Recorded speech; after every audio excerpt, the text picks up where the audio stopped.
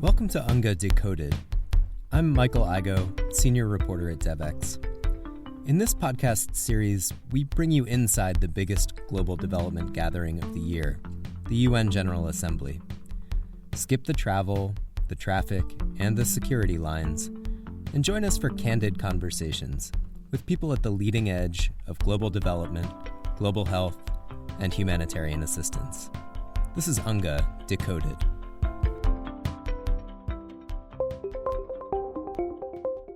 This is our final episode of UNGA Decoded, and frankly, it's an exciting one for Devex.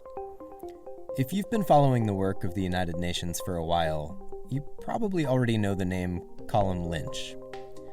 I may be a little biased, but I don't think there's another reporter in the world who is better sourced, more knowledgeable, maybe even a little feared inside the United Nations than Colum.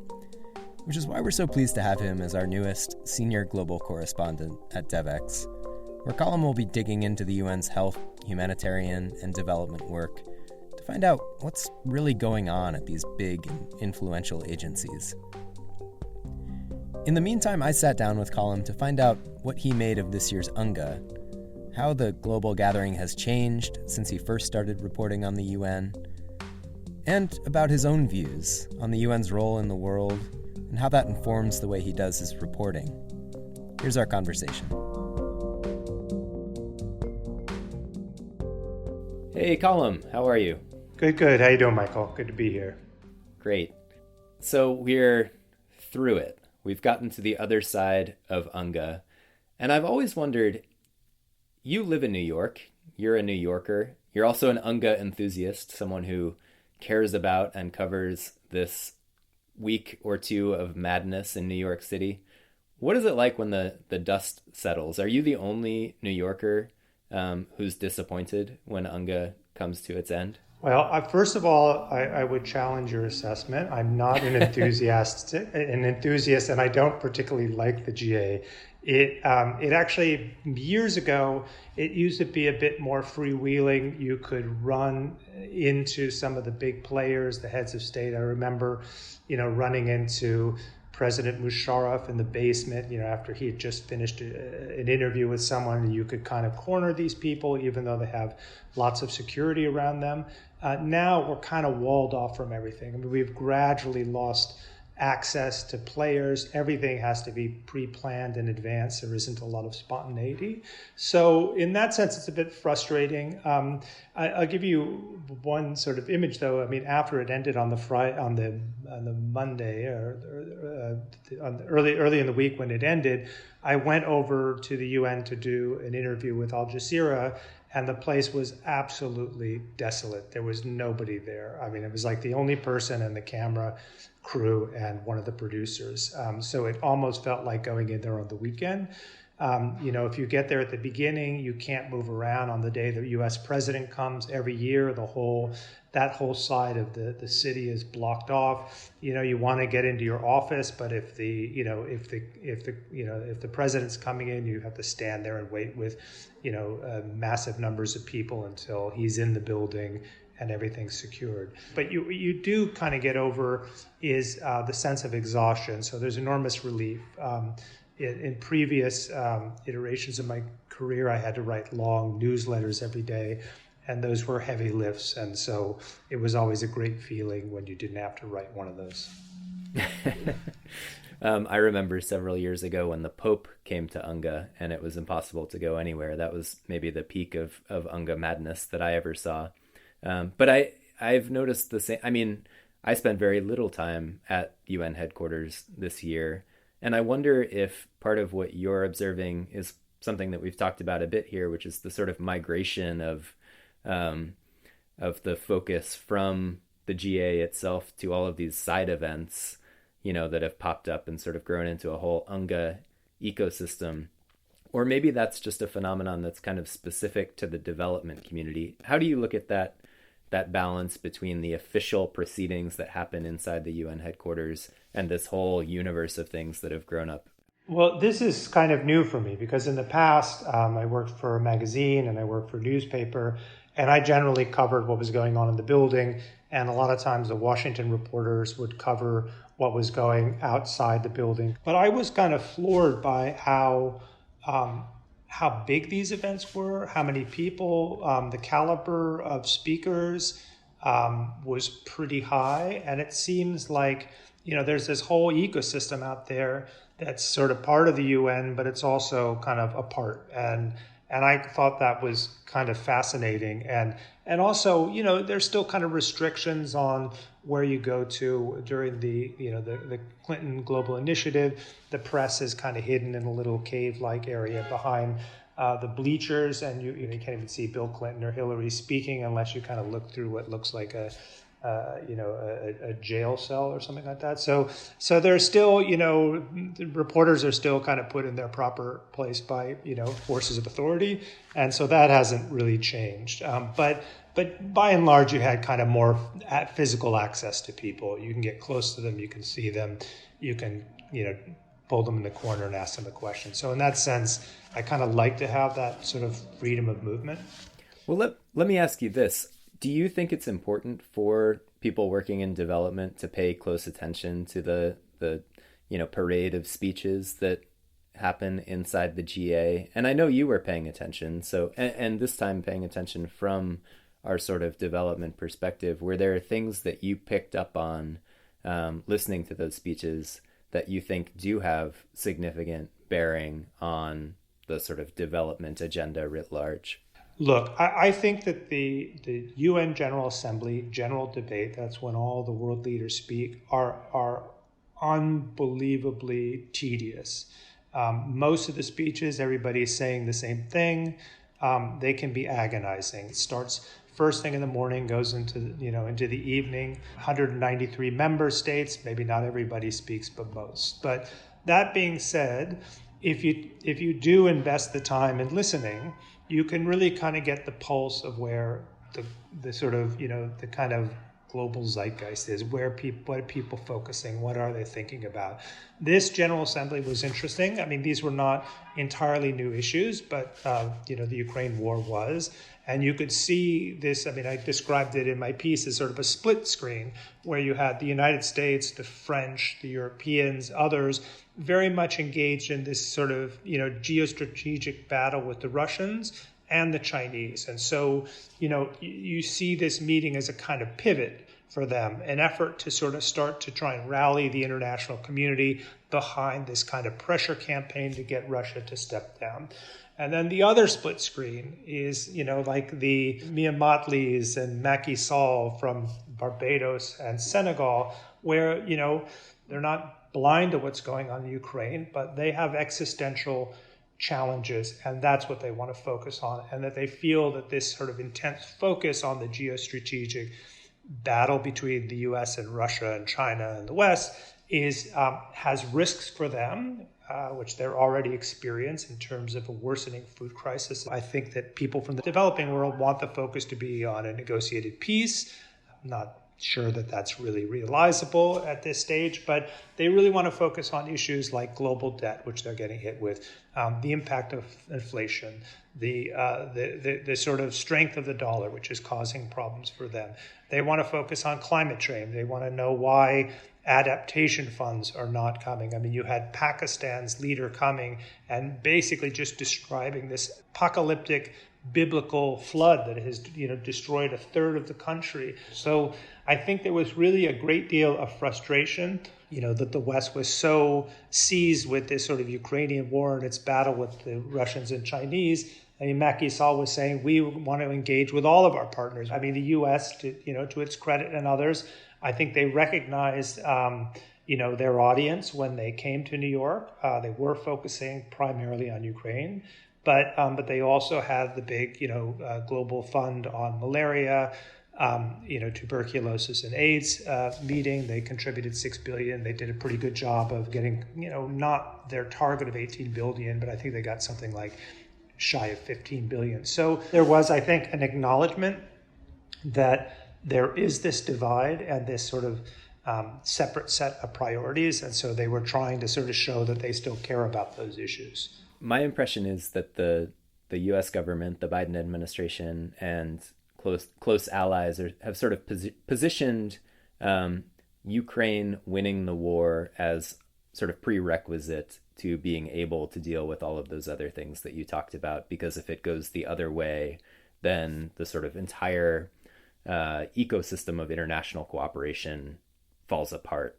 That seemed to me to be kind of the key message that Biden delivered in particular. You know, he led right off the bat with Ukraine, but really in the sense that this is kind of the keystone in any sort of support structure for international cooperation that's going to exist going forward.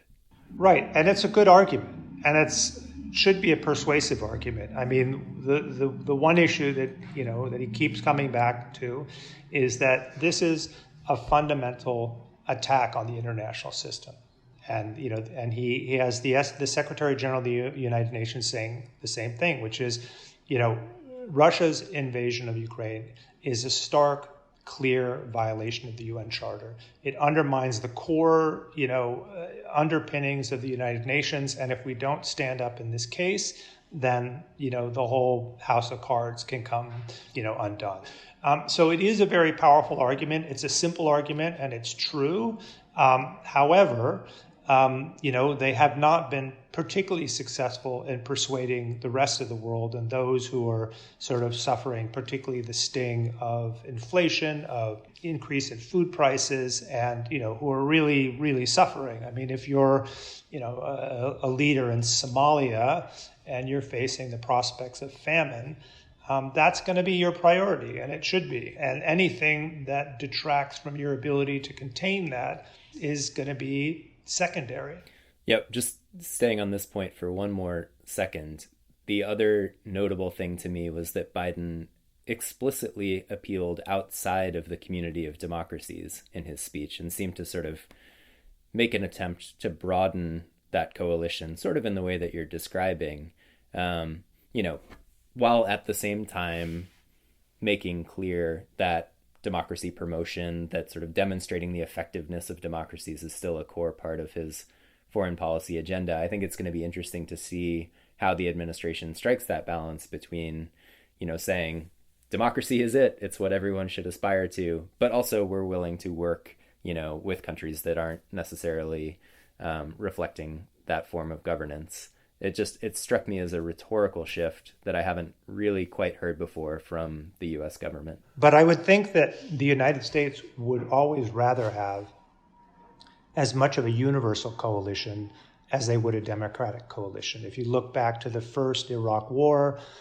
there were plenty of, bad actors who were part of the effort. You didn't have a break with Russia, didn't have a break with a lot of other countries. I think maybe Yemen voted against it and was punished with a sort of steep cutoff in aid.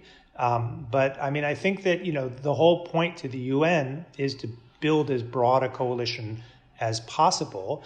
And, the way that the UN works is you are not necessarily negotiating with countries, but with regional groups. So there are democracies and there are autocracies within, the Asia group, the Latin America group, the African group. And so, you want to win all the votes. To me, the sort of focus on democracy is kind of a strategy that's sort of second best. If you can, if you're at the UN, you really want to isolate Russia, right? Like there were countries like, in the beginning of the conflict, like Hungary, right, which is kind of moved in a more autocratic direction and was very kind of critical of the Russian role in the war. Serbia was critical of the Russians in the beginning. So these were countries that, we wouldn't necessarily think as being aligned with the U.S. or with, the West necessarily, but that I'm sure that President Biden and the White House and other European leaders were thrilled with that. The problem is that kind of focus on the violation of the Charter and that kind of intense criticism of Russia in the first days of the conflict, that has kind of been diluted by, the realities of the economic and financial impact that it's had across the world.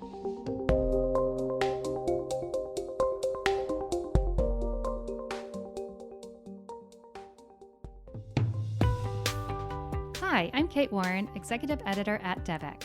If you are listening to this podcast, you are likely working to achieve the Sustainable Development Goals. But are you subscribed to Devex Newswire? Global development can be a fast-moving, complex sector. Our team of global reporters work every day to bring you the news you need to make sense of it all. In Devex Newswire, we keep you up to date on issues ranging from climate change financing to gender equality and global health to transforming the food system, all in a fun-to-read, free newsletter delivered directly to you 5 days a week. Join the hundreds of thousands of global development professionals who receive Devex Newswire and visit devex.com/newsletters to sign up to this free newsletter today. I want to ask you about some of the reporting that you did leading up to this week, and specifically this really amazing piece that you published on how the highly lauded, groundbreaking deal to unlock grain from Ukraine came together. And, this is something that has been held up as maybe the most significant thing that Secretary General Antonio Guterres has done over the last few years. Your piece really peels back the curtain. And I think for me, complicates what the United Nations is, how it works, who sort of influences it, and how different things come together. Maybe you could just give us kind of the quick synopsis of what this grain deal actually was and who was involved. Right. So I've always had this sort of fascination with who actually makes the diplomacy. And it goes back a while. I remember covering the Iraq oil for food deal, which, if nobody remembers, that is like at the end of the first Iraq war, the UN essentially had control of its entire oil industry. And it was, the key positions running that industry were controlled by the US, by the British, by the Russians, and others. And so one of the things that I spent a lot of time interviewing, European, Russian, Chinese diplomats about their negotiations about, the final oil for food resolution and how it was cooked up. And always thought that this was, something that the governments did, the diplomats, skilled, legal lawyers and diplomats engaged in. And it wasn't until years later that we realized the degree to which a sort of a Texas oil man had been behind the scenes, with his own lawyers, had been sort of providing early drafts of the resolution and had enormous influence on the way it came out. So in this case, I also, one thing we haven't quite looked at in great detail is the degree to which commercial commodity traders, other private sector interests, this is all about grain and money and volumes of commodities going in and out of the region. And the people who do that are not governments, they're private companies. And so, we still haven't sort of, I think, really pulled back the curtain on that yet. But what I looked at was, sort of how did the diplomacy come together? And I was surprised because, you think, the Turks are already doing sort of mediation with the Russians, right? And the Ukrainians. So maybe there was some discussion about some of this sort of stuff. The Americans, of course, they have their finger at everything. Maybe the Americans, they're smart people that they have, in the State Department or the White House were coming up with these ideas. And what I discovered was that there's an organization in Geneva called the Center for Humanitarian Dialogue.